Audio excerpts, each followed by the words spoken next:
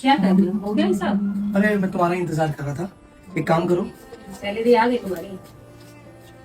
ये 4000 तुम रखो और ये 4000 रुपये मैं रखता हूँ और बाकी के 25000 रुपये मम्मी को भिजवाता हूँ। शेजी जी पापा जी।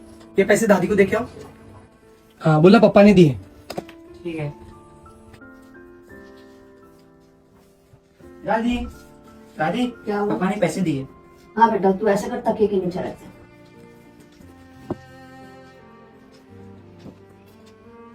एक बात बोलो, हाँ बोलो। तुमने मुझे 4000 रुपए दिए, ठीक है। तुमने भी 4000 लिए, वो भी ठीक है।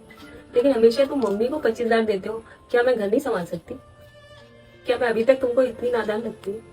आओ इधर आओ, इधर बैठो, मेरे पास बैठो। आओ अब मैं तुम्हें बताता हूँ। तुमको जो मैंने 4000 रुपये दिए वो तुम्हारे खर्चे के लिए दिए मैंने, और ये जो 4000 रुपये मैंने लिए मेरे पॉकेट मनी के लिए, इसमें पेट्रोल और पूरा महीने का मेरा खर्चा। ठीक है, तुम्हें ये लग रहा है कि जो मैंने 25000 रुपये मम्मी को दिए घर खर्चे के लिए वो मैं तुम्हें देना चाहिए? अगले महीने से मैं घर चला के देखूंगी। तो अगले महीने से क्यों? फिर एक काम करो ना, यही महीने से घर तुम चलाओ, ठीक है? ये महीने से ठीक है। तो एक काम करता हूँ, शेजी जी। जा दादी को बोल के आ कि वो 25000 रुपये वापस दे दो, पप्पा ने मंगाए। ठीक है बेटा? जब वापस लेना ही था तो दिए क्यों पापा जी? जितना बोला है ना उतना ही करो, जाओ लेकर आओ। जी मम्मी। दादी जो पापा ने पैसे दिए ना वो वापस मंगा रहे हैं। तो आपने तकिए के नीचे रखे थे ना, वहीं से ले लो। पापा जी ये लीजिए। लो आ गए तुम्हारे 25000। एक काम करो, मुझे 4000 रुपये पहले दो। हाँ ये रहे तुम्हारे 25000 रुपये। तुम्हें ये तो पता है ना कि तुम्हें घर का खर्चा कैसे चलाना है? हाँ पता तो है, फिर भी एक बार तुम बता दो। मैं बता दूं मम्मी कैसा घर का खर्चा चलाती है? एक काम करो, पहले इसमें से 8000 रुपये निकाल दो घर का रेंट। ठीक है, ये हो गया 8000 रुपये, ये हो गया घर का रेंट। ठीक है, अब लाइट बिल 3000 रुपये निकाल दो। ये लाइट बिल हो गया। अब 1000 रुपये गैस का निकाल दो। ठीक है, अब एक काम करो, बच्चों की फीस निकाल दो 4000 रुपये। ठीक है, अब ये तो हो गया हमारा नॉर्मल खर्चा। और समझो राशन का निकाल दो तुम, 5000 रुपये राशन के निकाल दो।